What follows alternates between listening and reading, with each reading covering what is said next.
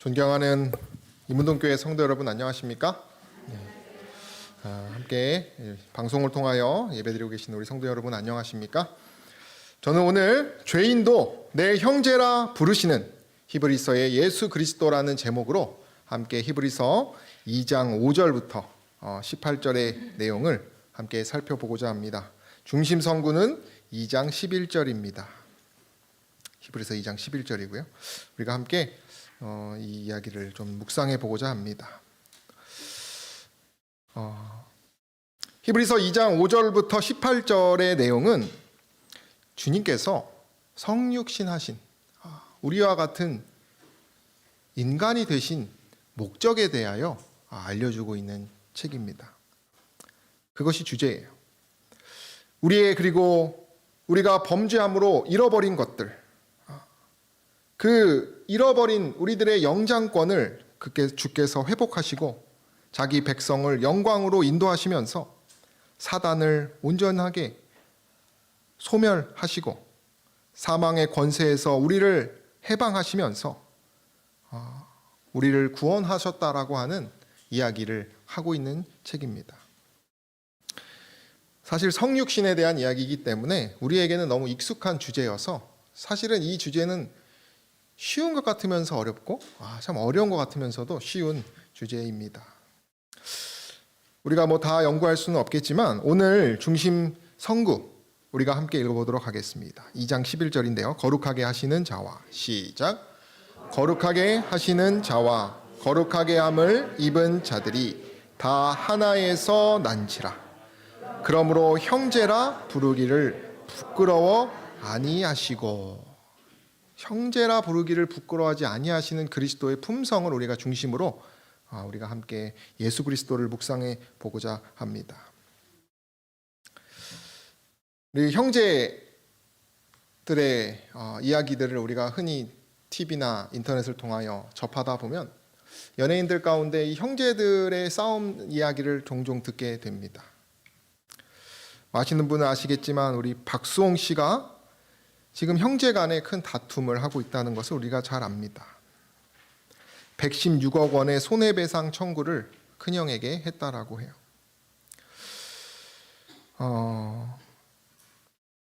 우리가 또 형제자매의 문제들이 뭐가 있을까요? 상속 문제, 그죠? 그거로 관계가 깨어지는. 흔히 우리가 주변에서 연예인들이 어떤 그런 삶을 통하여 우리가 생각해 보게 됩니다.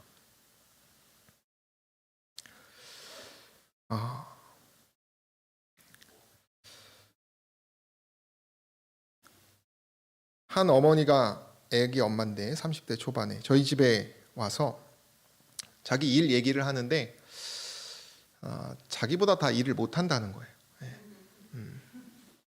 일을 어떻게 그렇게 못하는지.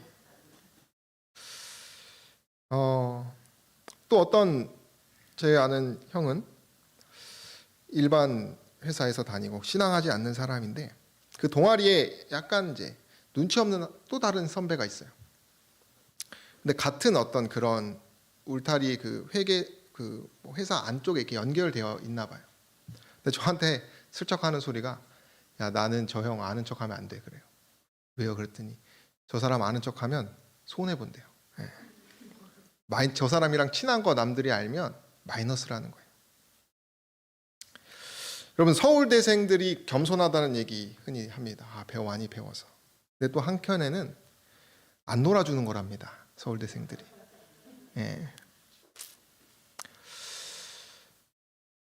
우리의 삶을 이렇게 생각해 보면 우리는 나보다 그래도 어떤 사람을 찾게 돼요? 나보다 나은 사람을 쫓아갑니다. 근데 그 본심은 우리의 이기심 가운데 있다라고 생각합니다. 우리가 성경적인 세계관으로 볼 때 남을 나보다 어떻게 생각하는 거예요? 낮게 생각하기 때문에 내 기준에서 모든 걸 바라보고 그 기준에 더 올라간 사람들을 만나면서 그렇게 때때로 살아갑니다. 우리 교회로 치면은 흔한 얘기로 36 출신, 누구 아들, 신앙이 몇 대 손이냐, 신앙의 원칙을 얼마나 지키느냐, 뭐 그런 일들, 그죠? 또 뭐가 있을까요? 뭐 눈치가 있냐 없냐. 예. 뭐 여러 우리의 삶에는 그런 것들이 많아요.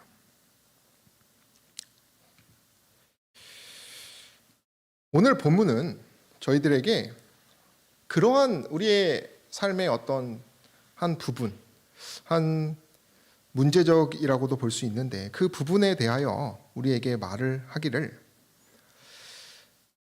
내가 주의 이름을 내 형제들에게 선포하고 내가 주를 교회 중에서 찬송하리라 하셨으며 또다시 내가 그를 의지하리라 하시고 또다시 볼지어다 나와 및 하나님께서 내게 주신 자녀라 하셨으니 자녀들은 혈육에 함께 속하였음에 그도 또한 한 모양으로 혈육에 함께 속하심은 사망으로 말미암아 사망의 세력은 잡은 자 곧 마귀를 없이 하신다라고 이야기합니다. 그러면서 예수께서 우리를 형제라 부르기를 부끄러워 아니하시는 것처럼 우리 모두가 다 하나의 형제라는 이야기를, 너무나 이상적인 이야기를 하고 있다는 것이에요. 그러나 가라지를 뿌리는 자는 원수라는 말처럼 우리 세상에는 그렇게 여기게 합니까? 교회 안에서도 그런 것이 정말 한 가족이라고 말하기가 어렵고 부끄러울 때가 있는 것이에요.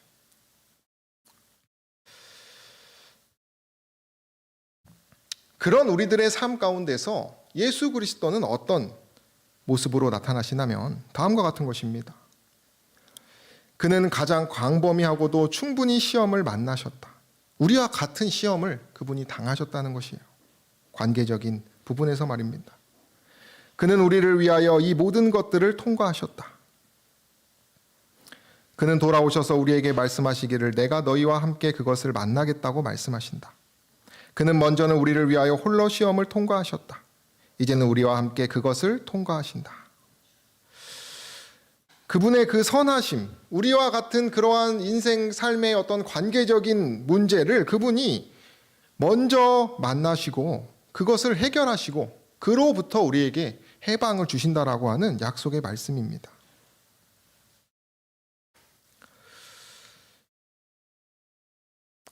그분이 우리와 같이, 형제들과 같이, 죄인과 같이 되시고 시험을 받으시고 시험 받는 자들을 도와주신다라고 말한다는 것이에요.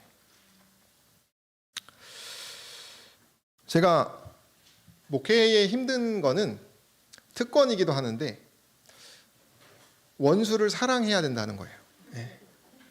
그리고 피할 길이 없습니다. 저는 다른 교회 갈 수가 없고 갔는데 뭐 예를 들면 저를 못마땅하게 생각하는 분을 어떻게 해야 돼요? 끝까지 사랑을 해야 하는 것이 특권이기도 하고 가장 어려운 부분이기도 합니다. 제가 한 교회에 있을 때 교회를 불을 지른다 막 그런 얘기도 하면서 제 앞에서 의자도 던지고 제가 하는 족족 태클을 걸던 한 분이 계셨어요. 제가 화인 여사의 이야기를 청년들이랑 나누려고 하면 화인 여사의 문제에 대해서 바로 말을 하고 구속의 역사 이야기를 하면 태클을 걸고 짜장면집에 청년들이랑 가면 거기서 돼지고기를 시켜 먹어요. 사랑으로 선의로 끝까지 대했는데 참 너무 힘든 것이에요. 포기하면 편한데 제 특권이 포기할 수 없는 것이기 때문에 제가 포기하면 이 청년들하고 더 문제가 커질 것 같은 느낌이 들고 저도 처음 겪어보는 어려움이었는데 뭐 이미 알고 있던 청년들에게는 오는 목사님들마다 이렇게 힘들었다고 해요. 그래서 뭐 강하게 나가야 된다 뭐 그런 얘기를 벌써 들었습니다. 근데 또 성격이 강하게 잘 못 나가요. 그런 고민을 하다가 먼저 그런 시험을 받으신 저희 아버지가 생각이 났어요. 목회를 하셨었기 때문에 제가 그런 얘기를 꺼냈습니다. 그랬더니 저한테 뭐라 그러냐면 형님이라고 해라 그래요. 누구를요? 나보다 못난 것 같고 누가 봐도 문제 있는 그 집사님을 형님이라고 부르라는 거예요. 그래서 무슨 말도 안 되는 얘기냐. 정말 무서워요. 막 계속 태클을 거니까. 제가 어떻게 했을까요? 제가 부모 아버지의 그 관계를 믿었기 때문에 저보단 더 참 덕을 베푸시었다는 모습을 제가 믿었기 때문에 식당에서 줄 서다가 형님이라고 그랬더니 저 욕을 하더라고요. 근데 되게 좋아하는 거예요. 그 뒤로는 제가 집사람하고 형님이라고 계속 불렀습니다. 뭐 난처하게 하면 형님 왜 그러십니까? 그러더니 이제 점점 내가 널 오해했다. 그러면서 점점 저한테 막 뭐 물론 못난 모습 계속 보이긴 했지만 제가 저에겐 큰 하나님의 은혜를 느끼게 되었습니다. 우리가 때때로 뭔가 나보다 못났거나 그리고 인간적인 문제를 겪었을 때 우리는 우리보다 먼저 시험을 겪으신 그리고 우리를 위하여 십자가에 달려 죽을 만큼 우리가 어떤 사람들입니까, 여러분? 우리는 죄인이거든요. 그죠? 뭐 저 사람이 못났다라고 하지만 그죠? 다 같은 죄인이거든요. 그런 것을 때로는 잊어버리고 뭐 할 때가 있어요? 그리스도를 믿지 못할 때가 있다는 것입니다.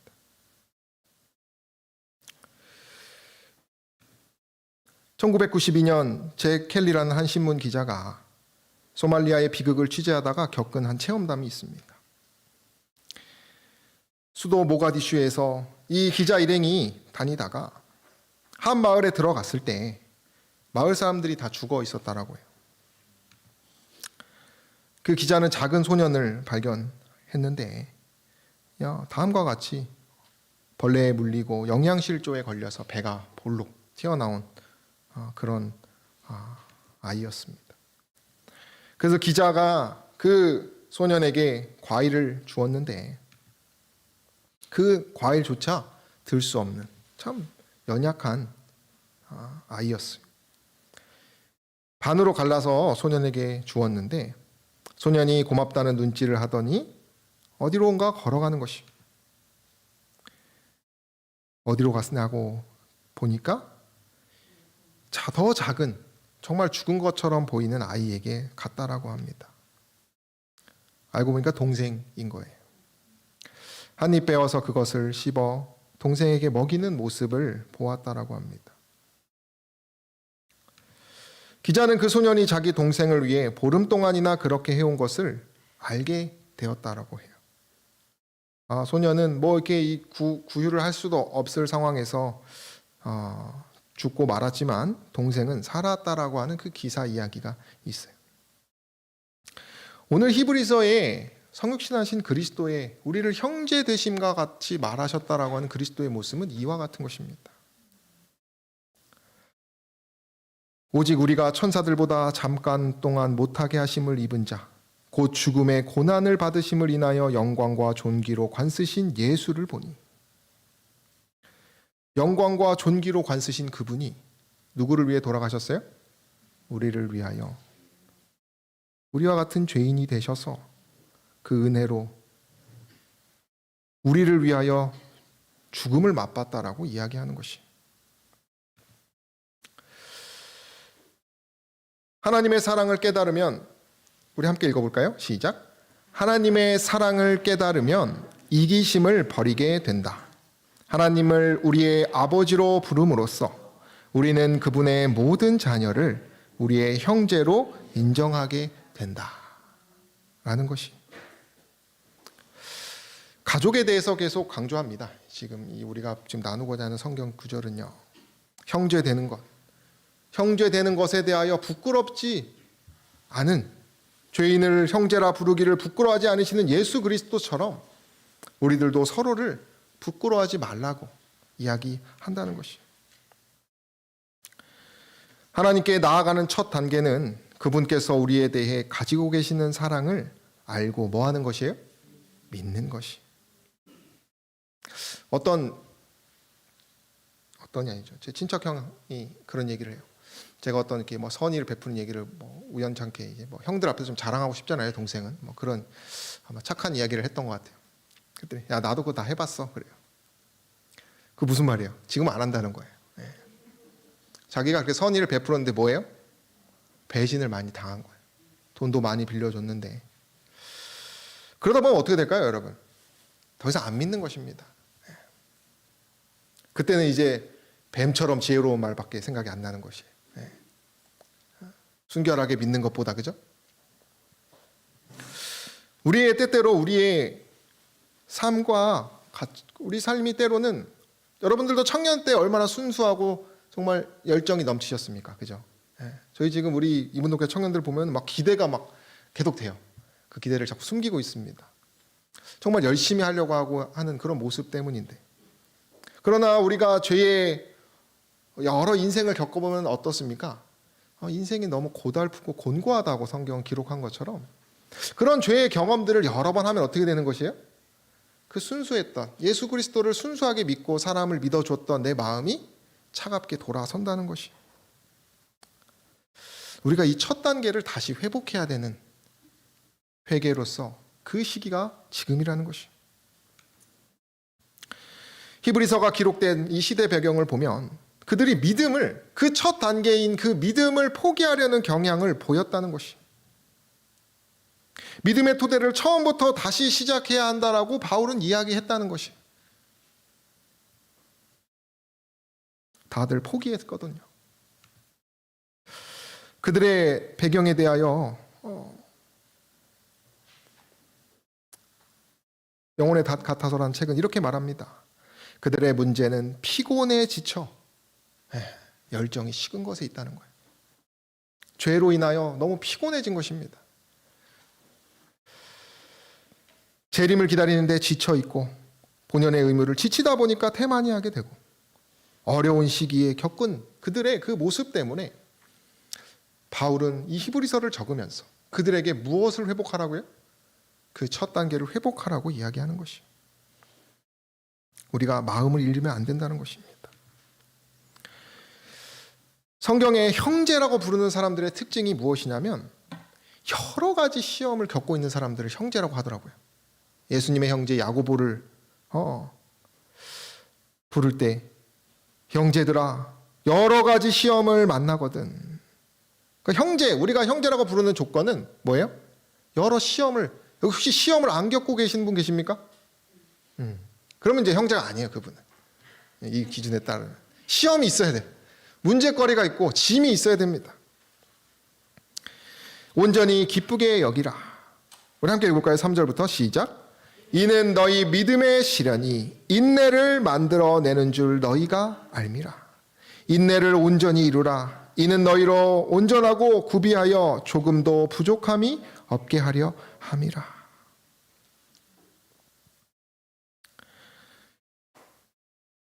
오늘 제가 아이들이 병원이 약이 떨어져가지고 병원을 갔더니 11명 있다고 1시간 기다리라 그래가지고 애 셋 데리고 빨리 보내고 유치원 빨리 어린이집 빨리 보내고 설교 계속 준비해야 되는데 오전에 갔습니다. 그러니까 뭐 1시간 기다리라고 하니까 잠깐 나가가지고 그 배봉산을 걸으면서 사진을 찍었어요. 하나님 눈에 보이기에는 우리 모두는 다 이렇게 제가 자녀들을 하나로 보는 것처럼 하나로 보고 계십니다. 근데 우리 아이들이 아픈 것처럼 우리가 다 어때요? 죄로 인해서 아파요. 이기심도 죄입니다. 병들었고 의원 되시는 우리 아버지께서는 그 형제 자녀들이 그 다 아픈 와중에 싸우면 마음이 어떠실까요? 서로 이기적으로 내가 잘났네, 네가 잘났네, 내 뭐가 굽니, 네 거가 뭐가 굽니, 그렇게 하면 어떨까요? 마음이. 우리는 한편으로는 그 죄의 짐을 지고 죄의 시험을 가진 공동체 연합입니다. 그죠? 우리 모두는 그 죄로 끊임없이 투쟁하고 살아가고 있는 관계를 갖는다는 것이 연로하신 어르신들이나 우리 이제 막 공부를 마치고 오른 대학생들이나 다 뭐로 인해 피곤해 있어요? 죄로 인해 피곤해지고 있기 때문에 연합하기를 하나님께서 원하신다는 것이 병원을 기다리면서 준현이가 엄마 품에 꼭 안겨가지고 있더라고요. 제가 근데 그 모습이 너무 사랑스러웠어요. 이 아이가 엄마 품에만 있으려고 하더라고요. 우리에게 지금 필요한 것은 그 아픈 우리들의 모습을 우리가 생각하면서 뭐 해야 돼요? 그리스도 품 안에 우리가 함께 들어가야 한다는 것이. 예수님께서 기도를 할 때 가르치시기를 하나님 아버지라고 부르라고 하였습니다. 저와 여러분들께서 기도 시작할 때 우리가 항상 뭐로 시작합니까? 우리의 천부를 부릅니다. 그것은 뭐냐면 우리가 하나라고 그것을 믿고 있는 사람들이라는 증거예요. 태극기 휘날리며라는 영화 아시죠? 아주 옛날에 나온 책인데 6.25 전쟁의 이야기 가운데서 한 형제가, 한 명은 북한의 병사로 같은 형제인데 한 형제는 남한의 군사로 하다가 전쟁 중에 만나는, 그것이 이 영화의 하이라이트입니다. 징병되고 다시 전쟁으로 인하여 더욱 흩어져 가지고 각자의 형은 북한 옷을 입고 이렇게 싸웁니다. 서로에게 총구를 겨누면서 싸우는 것이. 근데 이 동생은 형을 알아봤어요. 그 형을 막 때리면서 정신 차리라고, 나라고 말을 하는데 이 형이 몰라요. 그리고 결국에는 이 형이 정신을 차립니다. 싸웠는데 알고 보니까 뭐예요? 형제야, 형제. 그리고는 이 동생을 위하여 이 형이 다시 이 북한을 배신하여서 동생을 살리고 자기는 죽는 내용이 바로 이 영화의 이야기예요. 신앙의 본질은요, 생명으로, 선한 것으로 무엇을 이기는 것입니까? 악한 그 이기심을 이기는 것입니다. 피하는 것이 상책이 아니라 우리는 이 이기심을 끊어내기 전에는 온전한 그 평안을 느끼지 못한다는 것입니다.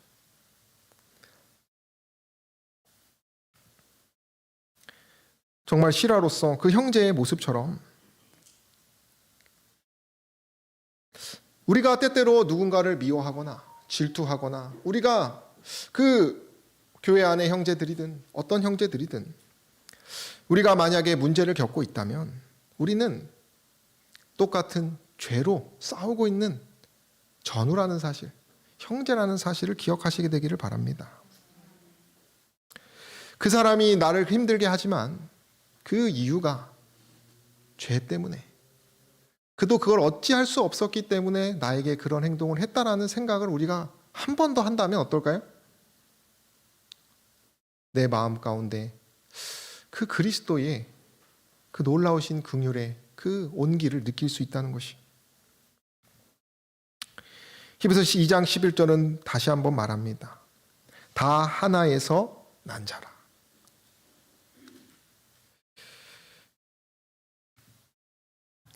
우리가 하나 영상을 좀 보겠습니다.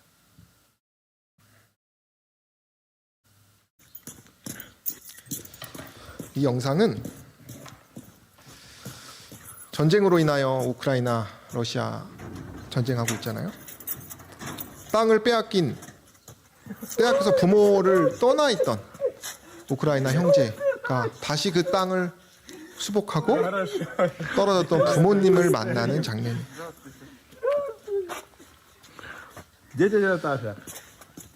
부모와 떨어진 이 형제들이 얼마나 원통했겠습니까?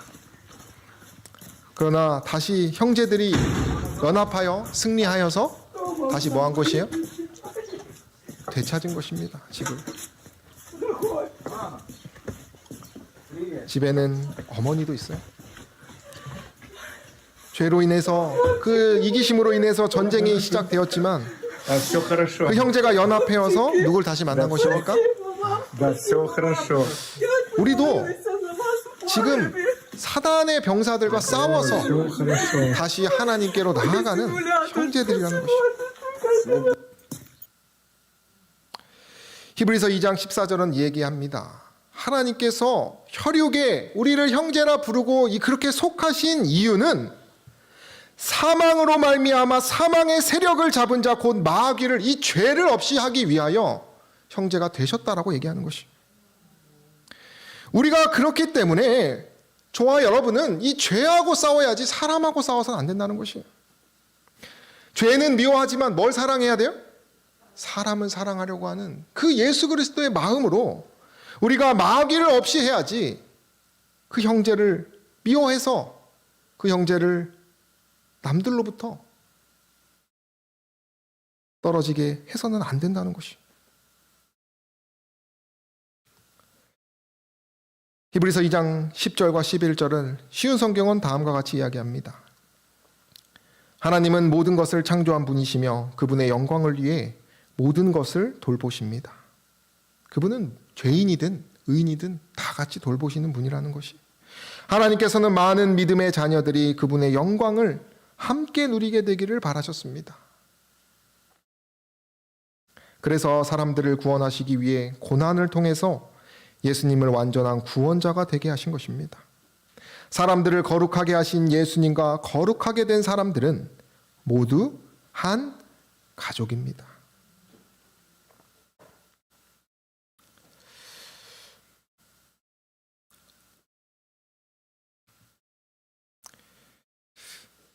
제가 우연히 인터넷 보다가 요즘 유튜버가 있어요. 그죠? 온라인으로 이렇게 방송하는 한 외국인입니다. 우크라이나 여성이. 돈이 들어왔대요. 열심히 해가지고. 저도 옛날에 하늘빛 목장이라는 제목으로 인터넷 방송을 해본 적이 있습니다. 한 번 하고 접었어요. 너무 힘듭니다. 그거를 전업으로 삼아야 돼요. 제가 볼 때. 일을 다 하고 저녁에 퇴근해가지고 그거 하려고 하니까 정말 너무 힘들더라고요. 그래서 다 팔고 접었습니다. 하여튼 이 청년은 그렇게 한 것이에요. 열심히 노력을 해서 돈이 들어왔대요. 보세요. 수북하게 돈이 들어왔습니다. 뭐 하고 싶을까요? 좋은 옷 사고 싶을 것 같은데 기부할까? 물어보는 거예요. 우크라이나에 다 기부할 거라고. 그러면서 막 울어요. 돈을 못 벌어서 기부를 못했다는 거예요. 왜 우냐고 하니까 나도 도와줄 수 있으니까. 뭘 도와요? 조국을. 땅에 있지만 조국을 돕고자 하는 마음이 강했던 것입니다. 그러나 뭐하라고 할 수가 없었던 것인데 그런 능력을 갖게 된 것이. 그러면서 친언니에게 얘기합니다. 돈을 보여주면서 우크라이나에 기부할 거라고 얘기를 하면서 대성통곡을 하는 것이. 전쟁이 곧 끝날 거라면서 말이에요. 저와 여러분들이 죄로 인하여 넘어져야지, 내가 죄인이라는 것을 알고 내 자아를 부셔야지만이 우리는 하나가 될 수 있는 것입니다.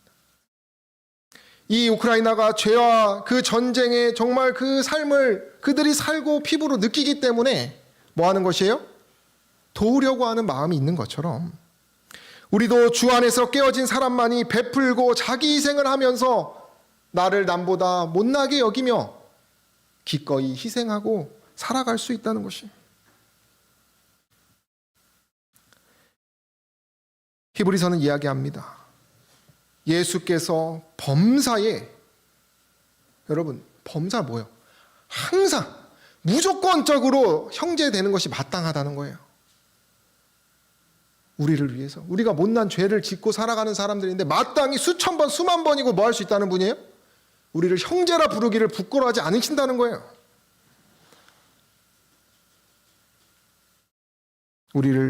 그래서 예수께서 돌아가신 거거든요. 형제들아, 악심을 가진 사람, 그러니까 우리가 악심을 가진 것에 부끄러워하는 마음을 가지면 형제를 사랑할 수 있는 것입니다. 히브리서는 계속 말합니다. 형제 사랑하기를 계속하라고 해요. 제가 이 형제 핏줄의 큰 장점을 경험한 적이 있어요. 제 가족의 모습인데 제가 PX를 갈 수가 있습니다. 저희 돌아가신 외할아버지께서 국가유공자셔요. 근데 제가 몰랐습니다. 근데 어느 날 작년에 저희 이모가 저희 집에 와가지고 PX를 좀 가자는 거예요. 알고 보니까 외손자도 된다는 거예요.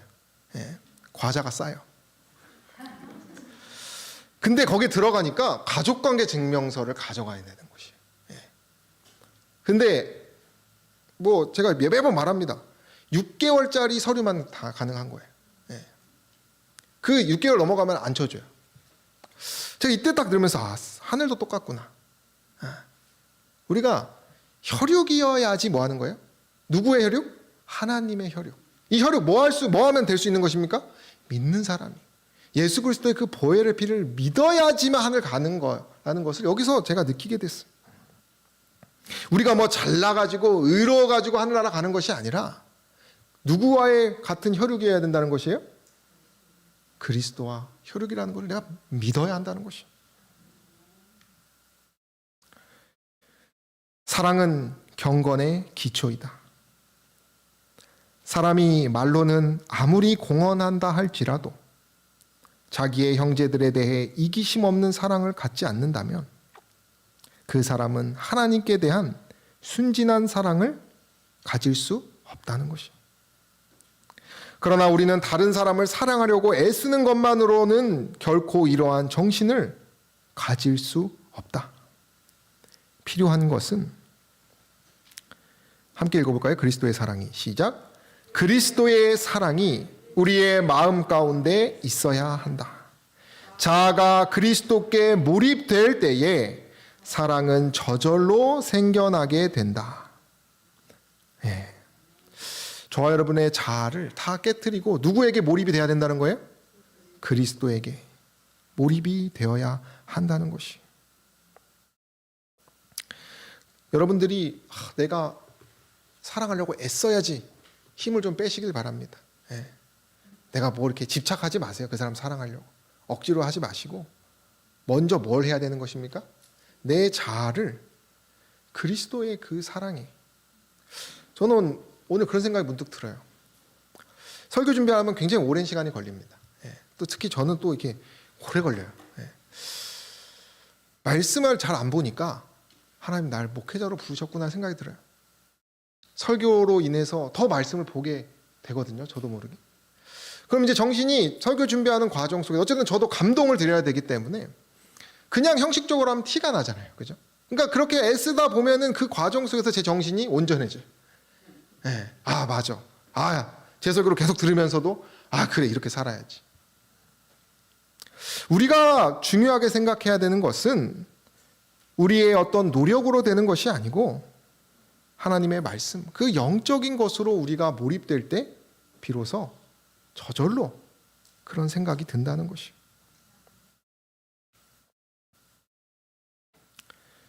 많은 사람들은 저들이 그리스도에게 나오기 위하여는 어떤 특별한 충동을 받을 때까지 기다려야 한다고 생각한다. 그러나 성실한 목적만을 가지고 나올 필요가 있으며 우리들에게 베풀어 주신 자비와 은혜를 받아들일 결심만 하면 되는 것이다. 우리들은 함께 읽을까요? 시작. 그리스도께서 나를 구원하시기 위하여 죽으셨다. 주님께서는 내가 구원받기를 바라시며 나는 지체함이 없이 내 모양 그대로 예수님께 나아갈 것이다. 나는 허락의 말씀들을 과감히 믿어볼 것이다. 그리스도께서 나를 이끄실 때에 나는 응답할 것이다 라고 말해야 한다. 어떤 분들은 이 믿음으로 얻는 이 놀라운 은혜를 억울하다고 생각하는 분들도 있다고 해요. 마치 탕자의 마티형처럼, 포도원의 비유처럼 먼저 온 사람들은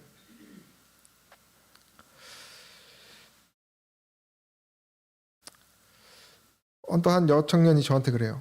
목사님은 몰라요. 내가 집에서 얼마나 모범적인지. 신앙교육 잘 받는 자신을. 근데 이 청년은 항상 청년들이 못마땅하거든요.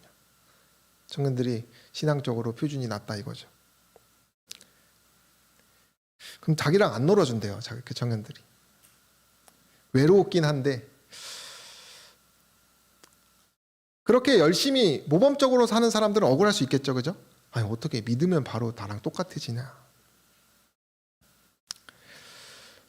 저와 여러분들이 근데 사실 우리가 아무리 모범적이어도 우리의 존재를 다시 한번 생각하고, 그죠? 그런 또 우리 안에 주님이 필요하다는 존재를 다시 한번 생각하면 또 놀라운 경험을 하게 된다는 것이. 제가 한 영상을 보여드리고자 합니다. 그래도 우리의 삶에는 저도 아까 그 집사님 얘기를 하지만 그 집사님이 그런 과정 속에서 또 저를 또 배신했어요. 그것이 계속 이어가고 있습니다. 제가 아직 연락은 그냥 모르는 척하고 있지만 계속 안 바뀌는 누가 있어요? 환경과 사람이 있어요. 그럴 때 우리는 그 사람을 바꾸려 하기보다는 우리의 존재를 다시 한번 회복하는 것이 더 필요하다는 사실이. 여기 자신의 존재를 회복하는 영상이 있어서 우리가 그 마음을, 우리를 형제라, 우리의 형제가 예수 그리스도라는 그것을 한번 우리가 다시 한번 묵상해 보면 좋겠습니다. 이산가족 찾기 영상인데요. 여보세요? 네. 여보세요? 예. 아 맞아. 닮았네. 여보세요? 예. 아 영등포에서 여보세요. 부산에서 영등포 양자로 갔죠? 그러니까 제가 기억하는 거는 이제 부산서 영등포에 양아들로 온 거, 제 특징이 있는 거하고. 특징이 여보세요? 예. 저 왼쪽인 거 어딘가 옆구리 튄 적이 예, 튄 데가 있을 맞습니다. 텐데. 예. 그거 튄거 말이 영등포 맞습니다. 양자 가갖고 그저 튀었어요. 근데 그 긴 거 기억만 나지 뭐에 어떻게 됐는지 그 영등포 양자 가기 전에 튄 줄 모르지요? 양자 제가 가기 전에 졌습니다. 우리 본 어머니하고 있을 때, 어렸을 때 그 기억은 제가 하고 네, 있으니까요. 네, 가만히 계셔도 되겠어요. 아 맞아. 들리나요? 맞다고. 네, 네. 아 맞아. 맞아 어렸을 때 지금 말이지. 그 어머니가 그러면 한 번도 그러면 찾아온 적이 없었던가 봐. 내가 양아들로 가가지고 1년도 못 돼가지고선 제가 고아원으로 갔기 때문에 그건 전혀 모르죠. 그러면 거기서 양자로 가면 그 오래 안 있었던가 봐. 1년. 여보세요? 양자로 한 몇 개월 있은 걸 지금 기호를 한 몇 개월 있은 걸 요번에 내가 이거 때문에 양어머니를 찾느라고 한 달을 헤매고 다녔어요. 제가 네. 맨 처음에 와서 이게 KBS 이거 시작할 때 네. 접수를 딱 해놓으니까 아무 사연이 쓸 게 없어요. 모르기 때문에 기억을 잡으면서 계속 찾아 헤맸어요. 그냥 네. 나도 그래가지고 우리 양어머니를 내가 만났죠. 그 당시 양어머니를. 현재 이름은 제가 광옥이에요. 네. 김광옥이고 그래서 이제 양어머니로 인해서 내가 임돌이라는 것도 알았고 요번에 그래서 알았어요. 내가. 아, 그러니까 수홍 씨도 이제 제대로 바로 잡으셨군요. 예. 네, 김광옥 씨도 그동안 그 생활을 이제 하시다가요. 김광옥이라는 건 이제 우리 양어머니가 져주었다고 이제 그러시대요. 네, 네. 그러면은요, 저 임신혜 씨라고 지금 동생께서 그렇게 말씀하셨는데요. 정확하게 성함이 어떻게 되세요, 형님? 여보세요? 네. 제 성함은요. 네. 그 임신녀입니다. 임신녀인데요. 네. 여기서 가오족을 만들었어요. 네. 지금 부모님 생존에 계세요? 지금 안 계십니다. 지금 저하고요. 네. 동생을 양자주고 저는 그때 10살 가까이인가 9살 가까이 돼갖고 헤어졌어요. 형님 저 어머님하고 아버지는 어떻게 됐나요? 아버지는 일사후퇴 때 여수에서 그때 저 선원인가 그런 게 일본에 왔다 갔다 할 때 그때 일사후퇴 좀 말이지 피난 좀 갔거든. 그러니까 일본에서 아마 안 나왔지 싶었네. 아니요, 전 어머니하고 난 세상에 여태까지 제가 살면서 세상은 나 혼자다. 난 이렇게 살았어요.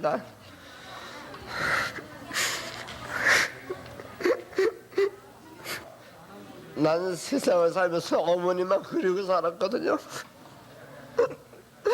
어머니 이름 좀 가르쳐 주세요. 유해자.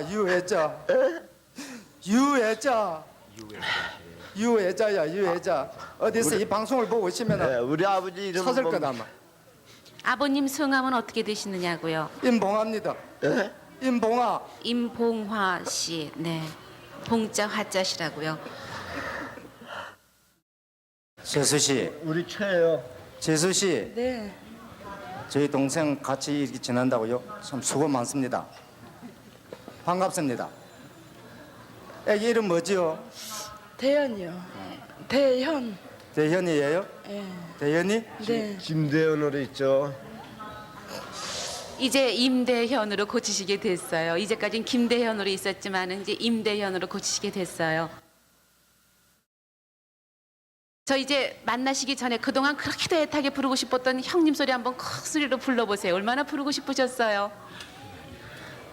형님, 동생. 형님 올라갈게. 걱정 마세요. 전 잘 살고 있습니다. 그래 올라갈게. 전 잘 살고 있어요. 누구한테 손 안 벌리고 제 힘으로 아주 잘 살고 있어요. 걱정 이만큼도 하지 마세요. 사는 걸 걱정하지 마라. 하여튼 우리 만났으니까네 이제는 헤어지지 말아야지. 예. 안 그래? 예. 안 그랬나? 예, 알았습니다. KBS 여보세요? 이 동생이 나는 혼자다 이렇게 자신의 존재를 모르고 살다가 그저 어머니만 그리며 살다가 형님을 만나고 그 어머니의 이름을 회복하고 아버지의 이름을 회복하고 자신의 성도 다 회복하면서 자신의 존재를 찾게 되는 이 동생과 형이 얼마나 끊임없이 찾았겠습니까? 자신들의 존재를. 만났으니까 헤어지지 말아야지 하는 이 형제들의 이야기를 그 밑에 그 돌아가신 이 형님은 이제 돌아가셨다고 해요. 22년에 그 아들이 내용은 그 작은 아버지와 계속 좋은 연을 맺고 이 형제가 살아가고 있다라고 하는 이야기.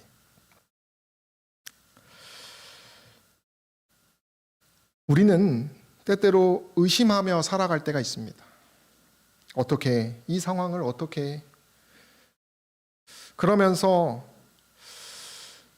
예수 그리스도보다 나를 믿고 그죠? 내 경험을 믿고 그리스도의 뜻대로 살지 못하는 우리의 모습을 고아라고 얘기하고 있어요. 예수께서 인성을 취하신 것은 율법을 범한 자들을 위해서였다. 그분께서는 우리가 영원한 평화와 확신을 갖도록 하기 위하여 우리와 같이 되셨다. 우리는 하늘의 중보자를 가지고 있으므로 누구든지 그분을 개인의 구주로 받아들이는 사람은 자신의 죄짐을 스스로 져야 하는 고아로 버림을 받지 않는다라고 하는 것이. 우리는 침례를 통하여 새로운 이름을 회복하고 고아였다가 상속자로 하늘의 아들로 딸로 변한 삶을 그 특권을 누리며 살아갑니다. 우리가 그렇기 때문에 이 그리스도의 우리의 그 존재를 회복하신 그리스도를 바라보며 노심초사하면서 그분의 뜻대로 우리가 살고 살아가기를 결심해야 한다는 것이. 우리 함께 읽어볼까요? 다 하나에서 난지라. 시작. 다 하나에서 난지라. 그러므로 형제라 부르시기를 부끄러워 아니하시고. 우리 이문동 교회가 우리가 한 형제로서 같은 죄의 짐을 지고 가는 형제들로서 우리가 서로를 긍휼히 여기면서 정말 이 83년도에 있었던 이산 가족을 찾는 심정으로 우리 스스로들이 다시 한번 우리들의 그리스도, 우리의 하늘 아버지를 그로 인하여 우리의 존재를 다시 회복하여 이 말씀처럼 한 가족임을 증거하는 그렇게 사랑하는 저 여러분 되기를 간절히 바라며 말씀을 마치겠습니다.